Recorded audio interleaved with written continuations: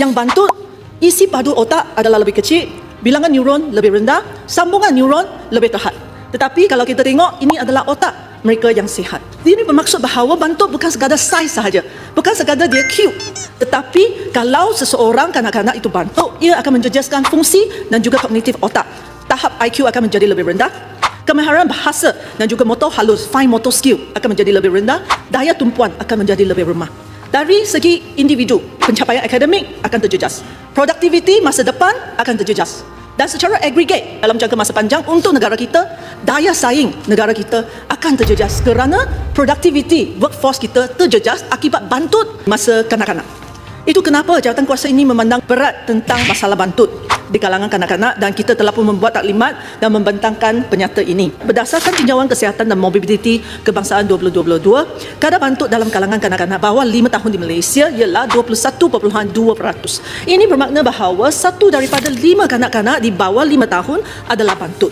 Yang lebih membimbangkan lagi, kadar ini meningkat daripada 17.7% pada tahun 2015 kepada 21.2% pada tahun 2022. Statistik kedua yang Puchong ingin menarik tumpuan Dewan Yang Mulia ini adalah berbandingan kadar bantut antara Malaysia dengan negara-negara ASEAN lain. Mengikut our World in Data, Malaysia adalah satu-satunya negara di ASEAN yang merekodkan peningkatan kadar bantut, iaitu daripada 19.3% pada tahun 2000 ke 24.3% pada tahun 2024. Pada tempoh yang sama, semua negara-negara ASEAN lain menunjukkan penurunan yang amat ketara. Saya bagi satu contoh.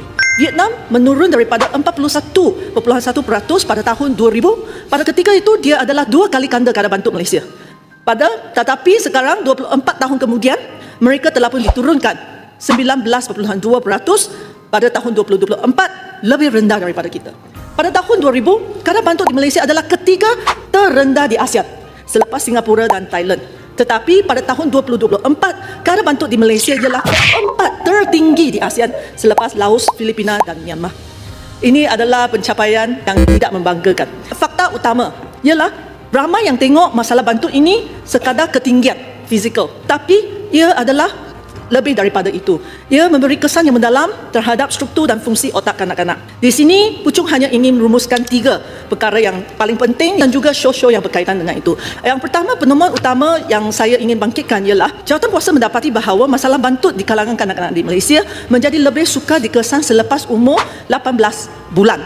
Iaitu selepas tamat jadual imunisasi rutin sehingga mereka hadir ke tadika pada umur 5. Untuk pengetahuan Dewan Yang Mulia ini, kira-kira 80% bayi yang lahir di Malaysia, mereka mendapat suntikan imunisasi dari fasiliti KKM. Setiap kali kita pergi suntikan imunisasi, kita juga kira ketinggian dan berat badan.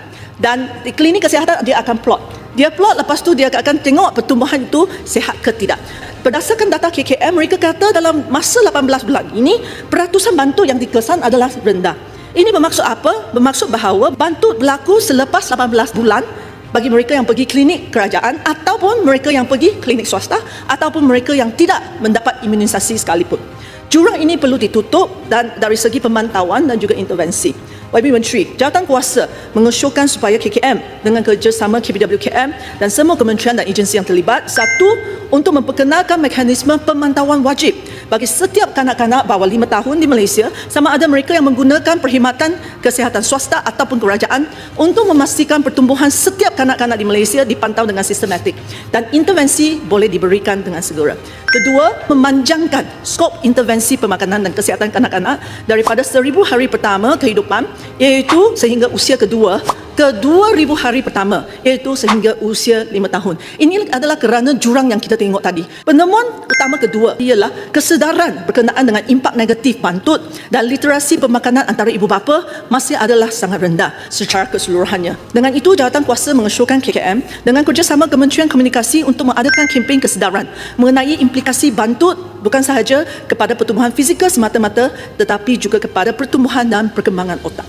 Kami juga mengesyorkan KKM, Satu, untuk mengubah protokol bagi mewajibkan konsultasi pemakanan untuk bayi berusia 6 bulan, 12 bulan, 18 bulan di klinik dan hospital kerajaan serta swasta. Kedua adalah menyediakan risalah pelbagai bahasa berkenaan dengan pendidikan pemakanan bagi bayi berusia 6 bulan, 12 bulan, 18 bulan bagi memastikan komponen pendidikan pemakanan asas diberikan kepada ibu bapa semasa lawatan bayi dan kanak-kanak di kerajaan dan di swasta adalah distandardkan. Yang ketiga, seterusnya mempercepatkan lagi pelaksanaan sistem pelebelan Nutri-Grade secara mandatory bagi produk makanan dan minuman. Ini adalah kenapa? Ini adalah kerana bukan semua orang, bukan semua pengguna ataupun ibu bapa kita ada pemahaman yang mencukupi untuk tengok apakah makanan yang sihat.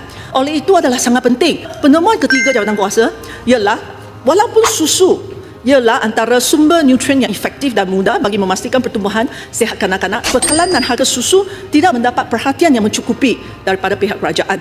Seperti minyak masak yang mendapat subsidi 2 hingga 4 bilion setiap tahun, ataupun gula yang mengakibatkan obesiti juga dapat subsidi 500 juta.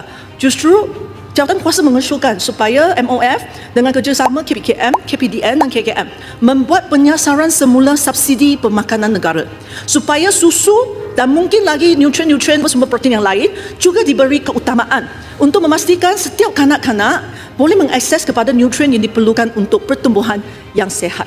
Secara keseluruhannya, jawatankuasa ingin mengusulkan kerajaan untuk belajar daripada pengalaman Indonesia. Ini adalah cadangan daripada UNICEF. Indonesia telah berjaya menurunkan kadar bantuk mereka sebanyak 11% dalam masa 6 tahun sahaja. Daripada 30.8% pada 2018 ke 19.8% pada tahun 2024. Ini membuktikan bahawa penurunan yang ketara boleh dicapai. Dalam Indonesia, satu negara yang begitu kompleks, yang begitu besar, kalau mereka boleh lakukan, maka Malaysia juga boleh lakukan.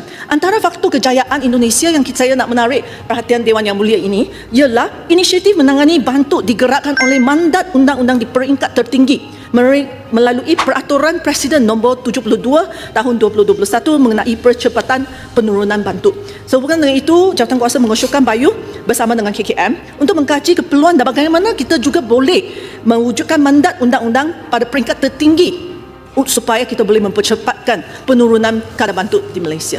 Berdasarkan pengalaman Indonesia, jawatankuasa juga ingin mengusulkan supaya KKM mengenal pasti dan memfokuskan intervensi kepada daerah dan komuniti berisiko tinggi seperti kawasan orang asli, perumahan kos rendah melalui pendekatan berasaskan data tempatan.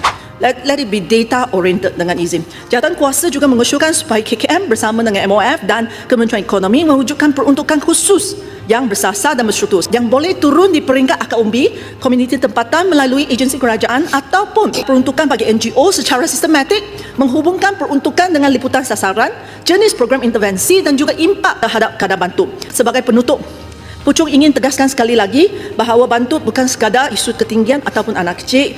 Ia menjejaskan perkembangan otak, pencapaian akademik, produktiviti masa depan dan paling penting daya saing negara pada masa depan.